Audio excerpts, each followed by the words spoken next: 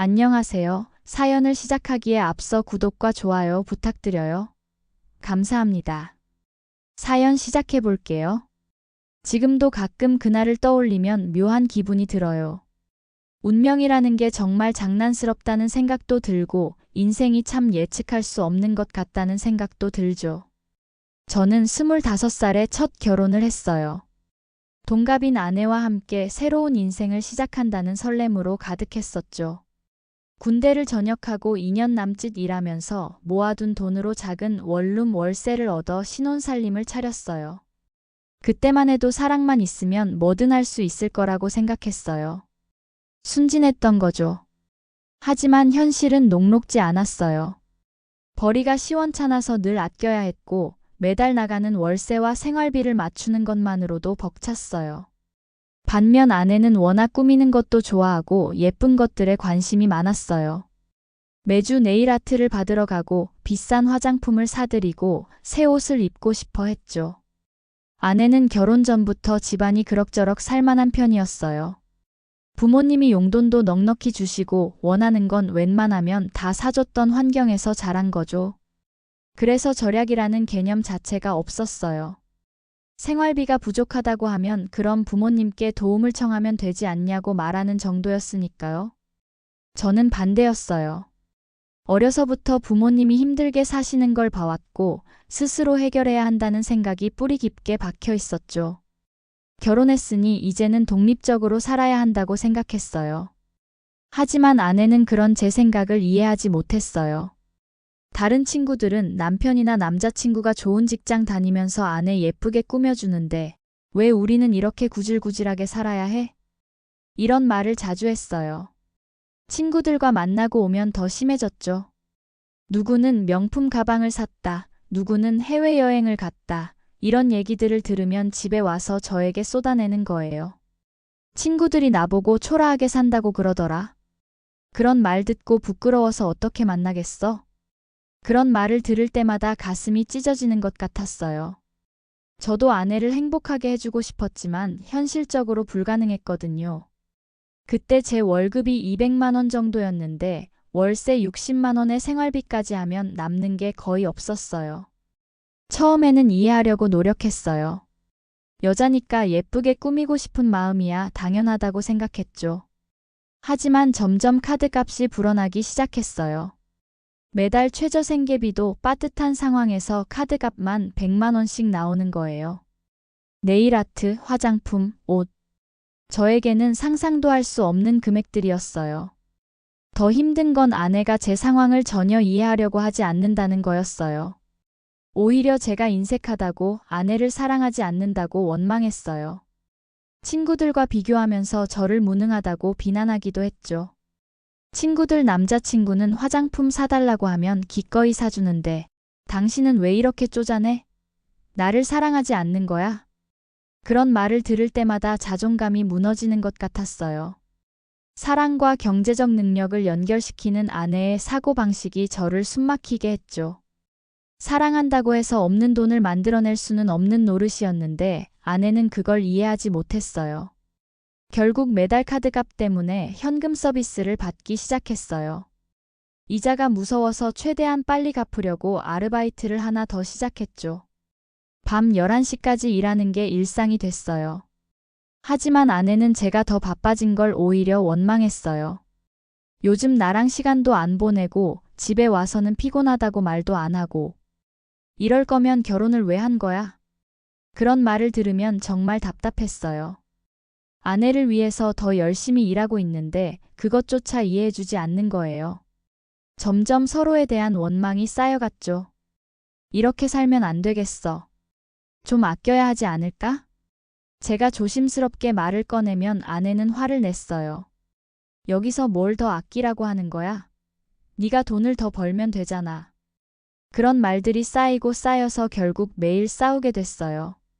저도 더 많이 벌려고 노력했지만 대학도 나오지 못한 저에게는 한계가 있었어요. 아르바이트를 2개씩 뛰어도 아내의 소비 속도를 따라갈 수 없었죠. 가장 기억에 남는 싸움이 있어요. 어느 날 집에 들어왔는데 아내가 백화점 쇼핑백을 여러 개 들고 소파에 앉아 있는 거예요. 그날 카드값 독촉 전화를 여러 통 받았던 터라 깜짝 놀랐죠. 여보, 오늘 뭘 샀어? 조심스럽게 물어봤더니 아내가 대수롭지 않게 대답했어요. 친구들이랑 쇼핑 갔다가 원피스 몇 벌이랑 구두 샀어. 아, 그리고 화장품도. 얼마나 썼는데? 70만 원 정도. 그 순간 머리가 하얘지는 것 같았어요. 그날 저는 12시간 일해서 겨우 15만 원을 벌었는데 아내는 몇 시간 쇼핑으로 70만 원을 쓴 거예요. 5일치 일당을 한 번에 써버린 셈이었죠.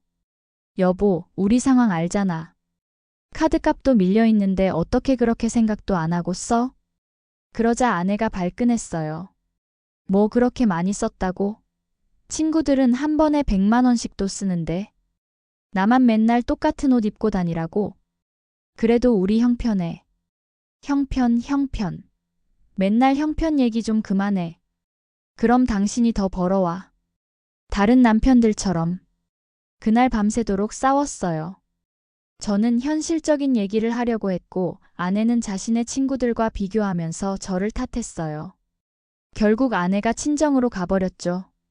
3일 후에 아내가 돌아왔지만 분위기는 더 악화됐어요. 아내 어머님이 전화를 하셔서 저를 불러내셨어요. 유진이가 너무 힘들어해. 친구들은 다 잘 사는데 혼자만 쪼들리게 산다고 울면서 그러더구나. 나도 부모인지라 그런 말을 들으니까 마음이 안 좋아. 죄송합니다. 제가 더 노력하겠습니다. 돈이 노력만으로 벌어지는 건가? 차라리 우리가 도와줄까? 그 말을 듣는 순간 자존심이 상했어요. 하지만 뭐라고 할 수도 없었죠. 실제로 제가 부족한 게 맞으니까요. 집으로 돌아오는 길에 편의점에서 아르바이트 모집 공고를 봤어요. 그날부터 밤 11시에 본업이 끝나면 새벽까지 편의점에서 일했어요. 몸은 힘들었지만 조금이라도 더 벌어야겠다는 생각뿐이었어요.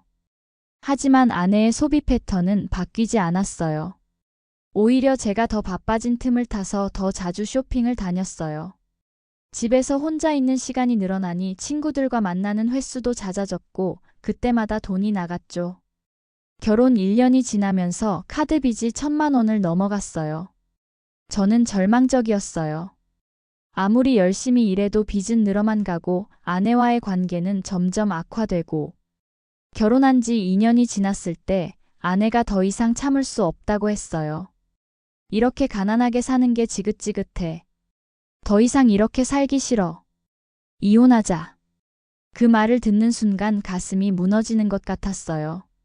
하지만 한편으로는 저도 지쳐 있었던 게 사실이에요.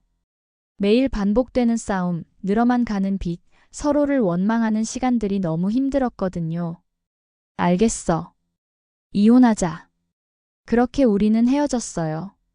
2년간의 짧은 결혼 생활이 끝난 거죠. 이혼 후 저는 정말 절망적이었어요. 내 가난 때문에 결혼 생활이 파탄났다는 사실이 저를 짓눌렀어요. 밤마다 잠들기 전에 그 생각만 했어요. 내가 더 능력이 있었다면, 더 많이 벌 수 있었다면 이렇게 되지 않았을 텐데. 하지만 후회만 하고 있을 수는 없었어요. 이미 엎질러진 물이었으니까요. 그때부터 저는 정말 미친 듯이 일했어요. 새벽 4시에 일어나서 밤 11시까지 일하는 게 일상이었어요. 식당에서 불판 설거지부터 시작해서 주방 보조, 배달까지 안 해본 일이 없었어요. 그러면서 본업으로는 중식당에서 요리를 배우며 일했어요. 처음에는 단순히 돈을 벌기 위해 시작한 일이었지만 점점 요리의 재미를 느끼게 됐어요. 짜장면 하나를 만들어도 어떻게 하면 더 맛있게 만들 수 있을까 고민했고 쉬는 시간에도 레시피를 연구했어요. 8년이 지났을 때 저는 어느 정도 실력을 쌓았다고 생각했어요. 그동안 모아둔 돈으로 작은 가게를 차릴 수 있을 만큼 미천도 생겼고요. 망설임 없이 독립을 결심했어요. 처음 연 가게는 정말 작았어요. 테이블 5개가 전부인 작은 중식당이었죠. 하지만 저는 최선을 다했어요. 새벽 5시에 나와서 육수를 우리고 모든 재료를 직접 손질했어요. 저렴한 가격에 정성껏 만든 음식을 내놓았죠. 처음 몇 달은 손님이 거의 없었어요. 하루 매출이 10만 원도 안 되는 날이 대부분이었어요. 그래도 포기하지 않았어요. 지나가는 사람들에게 전단지를 나눠주고 단골 손님 한 분 한 분에게 정성을 다했어요. 그러던 어느 날 변화가 일어나기 시작했어요. 한 손님이 인터넷 맛집 블로그에 저희 가게를 소개해 주신 거예요. 숨은 맛집 발견. 이라는 제목으로 올린 글이 생각보다 많은 사람들에게 퍼졌어요. 그때부터 손님들이 조금씩 늘어나기 시작했어요. 입소문이 입소문을 낳아서 점심시간이면 웨이팅이 생길 정도가 됐죠. 정말 꿈 같았어요. 그 무렵 저에게는 또 다른 변화가 있었어요. 한 여자분을 만나게 된 거예요. 그분은 제가 가게를 운영할 때부터 자주 오시던 단골 손님이었어요. 처음에는 그냥 친절한 손님 정도로만 생각했는데 시간이 지나면서 저를 많이 챙겨주시는 거예요. 바쁜 시간에 혼자 허둥지둥할 때면 서빙을 도와주시기도 하고 제가 아플 때는 죽을 사다 주시기도 했어요. 그런 따뜻함이 너무 고마웠어요. 첫 번째 결혼에서는 느껴보지 못한 진정한 배려와 사랑이었죠. 자연스럽게 저희는 연인이 됐고 1년 후에 결혼을 했어요. 이번에는 정말 다른 사람을 만난 것 같았어요. 제가 힘들 때 함께 힘들어해주고 기쁠 때 함께 기뻐해주는 진정한 동반자를 만난 거예요. 아내의 도움으로 가게도 크게 확장할 수 있었어요. 2층 규모의 큰 중식당으로 키웠어요. 직원도 10명 가까이 고용하게 됐고 매출도 예전과는 비교할 수 없을 정도로 늘었어요. 이제 35살이 된 저는 나름대로 성공했다고 자부할 수 있게 됐어요. 물론 대기업 임원이나 의사, 변호사 같은 사람들에 비하면 별것 아닐 수도 있지만 10년 전 가난 때문에 이혼당한 그때의 저를 생각하면 정말 많이 달라진 거죠. 아내와 함께 살던 집도 하자가 많아서 주인 집에서 공사를 한다고 며칠 불편할 수 있을 거라고 해서 이참에 새로 집을 마련했어요. 새 아파트로 이사를 준비하면서 인테리어 공사를 맡기는 동안 며칠간 단기 월세를 얻기로 했어요. 살던 집에서 공사하는 동안 불편하게 지내느니 차라리 깔끔한 곳에서 지내자는 생각이었죠. 그래서 가게 근처 부동산에 갔어요. 사실 월세라고 해봐야 한 달 정도만 쓸 임시거처였으니까 크게 신경 쓰지 않고 갔던 거예요. 부동산 사무실에 들어서자마자 익숙한 목소리가 들렸어요. 고개를 돌리니 10년 전에 이혼한 전 아내가 서 있는 거예요. 세상이 얼마나 좁은지 하필 그 부동산에서 마주칠 줄이야. 순간 어색했지만 저는 모른 척 하려고 했어요. 굳이 마주할 이유도 없고 서로 불편할 것 같았거든요. 부동산 사장님께 조용히 다가가서 말했어요. 사장님, 단기로 월세 구할 수 있는 곳 있나요? 한 달 정도만 쓸 건데요. 그런데 전 아내가 제 말을 듣더니 빙그레 웃으면서 말하는 거예요. 어머, 이게 누구야? 그 나이 먹고도 아직도 월세 구하러 다니네. 이혼 참 잘했다. 여전하구나. 그 말을 듣는 순간 피가 거꾸로 솟구치는 것 같았어요. 10년이라는 세월이 지났지만 여전히 저를 그때 그 가난한 남자로만 보고 있는 거죠. 더군다나 다른 사람들이 있는 곳에서 그렇게 조롱하다니. 저는 말없이 주머니에서 명함을 꺼냈어요. 그리고 전 아내 앞에 탁 던지듯 내려놓았어요. 전 아내는 명함을 보더니 눈이 점점 커지기 시작했어요. 중식당. 대표? 부동산 사장님이 그때 끼어들었어요. 모르셨어요? 여기 바로 옆에 새로 크게 확장 이전한 중식당 있잖아요. 거기 사장님이세요. 요즘 완전 맛집으로 소문났는데. 전 아내의 얼굴이 하얗게 질렸어요. 그 큰 중식당이 당신 거라고? 저는 대답하지 않았어요. 굳이 설명해 줄 이유도 없었고 그 표정만 봐도 충분히 알아들었을 테니까요. 그러자 전 아내의 태도가 180도 달라졌어요. 갑자기 작은 목소리로 말하기 시작했어요. 그동안 잘 지냈어? 나는 당신 생각 많이 했는데. 정말 많이 생각했어. 급작스러운 태도 변화가 너무 뻔해서 한심하다는 생각밖에 들지 않았어요. 우리 인연이긴 한가 보다. 이런 데서 만나네. 시간 있으면 밥 한번 먹자. 얘기하고 싶은 것도 많고 여전히 저는 무시했어요. 대꾸할 가치도 없다고 생각했거든요. 그때 아내가 부동산으로 들어왔어요. 제 아내는 원래 애교가 많고 다정한 성격이에요. 저를 보자마자 팔짱을 끼면서 말했어요. 여보, 어때? 어떤 곳이 좋겠어? 자연스럽게 저희 부부의 다정한 모습이 전 아내 눈에 들어갔을 거예요. 전 아내의 얼굴이 빨갛게 달아오르는 게 보였어요. 부끄러움과 당황스러움이 섞인 표정이었죠. 사장님, 나중에 다시 올게요. 전 아내는 그 말을 남기고 황급히 부동산을 나가버렸어요. 그 후로 가끔 동네에서 마주칠 때가 있어요. 하지만 이제는 서로 못 본 척하고 지나가요. 전 아내도 더 이상 저에게 접근하려고 하지 않고 저 역시 굳이 신경 쓰지 않아요. 생각해보니 참 아이러니해요. 10년 전 그때 저를 가난하다고 떠난 사람이 이제는 제가 성공했다는 걸 알고 나서 다시 관심을 보이려고 했다니. 하지만 이미 늦었죠.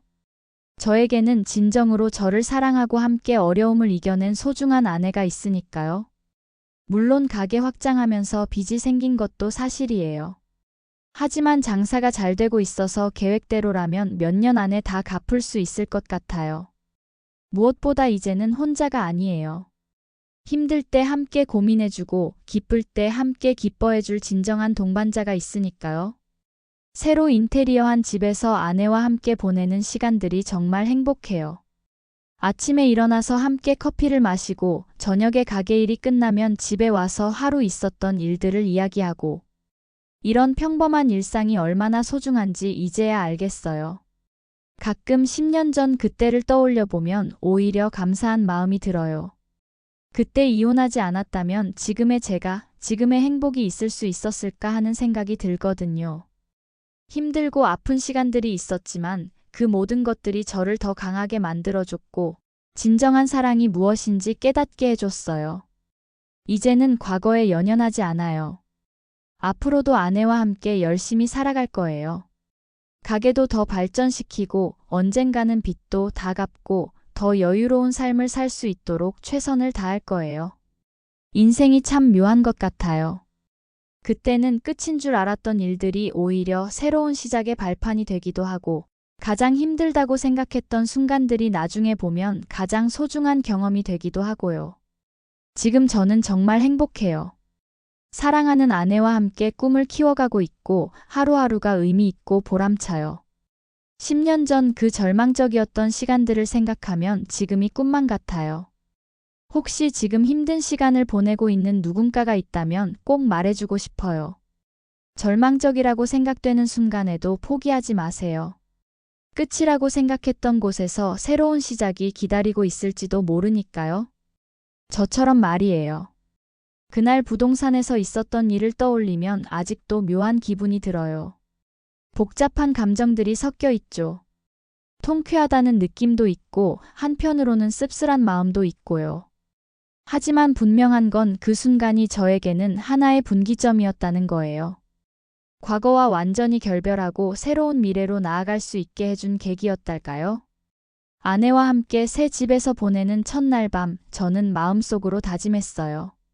앞으로는 더 이상 과거에 얽매이지 말자. 지금 내 곁에 있는 소중한 사람을 더 사랑하고 더 행복하게 만들어주자.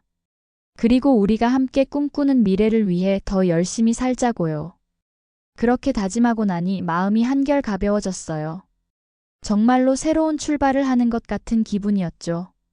10년이라는 세월 동안 차곡차곡 쌓아온 저의 노력들, 그리고 그 과정에서 만난 소중한 인연들이 모두 지금의 행복을 만들어준 거예요. 이제는 확신해요. 진정한 사랑은 조건이 아니라 마음이라는 걸. 함께 어려움을 이겨내고 서로를 믿고 의지할 수 있는 사람을 만나는 게 얼마나 소중한 일인지. 그리고 그런 사람과 함께라면 어떤 어려움도 극복할 수 있다는 걸 말이에요.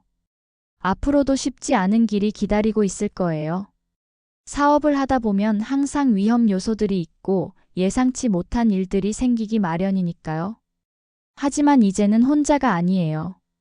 힘들 때 함께 고민해주고 기쁠 때 함께 기뻐해줄 진정한 동반자가 있으니까 무엇이든 해낼 수 있을 것 같아요. 그날의 일은 저에게 많은 걸 생각하게 해줬어요. 과거와 현재, 그리고 미래에 대해서 말이에요. 그리고 무엇보다 지금 제 곁에 있는 사람들이 얼마나 소중한지 다시 한번 깨닫게 해줬죠. 지금 저는 정말 감사한 마음으로 살고 있어요. 힘들었던 과거도, 행복한 현재도, 그리고 희망찬 미래도 모두 제 인생의 소중한 부분이에요. 그 모든 것들이 지금의 저를 만들어줬으니까요. 앞으로도 계속 열심히 살아갈 거예요. 아내와 함께 더 큰 꿈을 꾸고, 더 많은 사람들에게 맛있는 음식을 대접하고, 더 행복한 가정을 만들어 갈 거예요. 그리고 언젠가 되돌아볼 때 후회 없는 삶을 살았다고 말할 수 있도록 최선을 다할 거예요. 제 긴 이야기를 끝까지 들어주셔서 감사합니다. 구독과 좋아요, 알림 설정까지 잊지 마세요.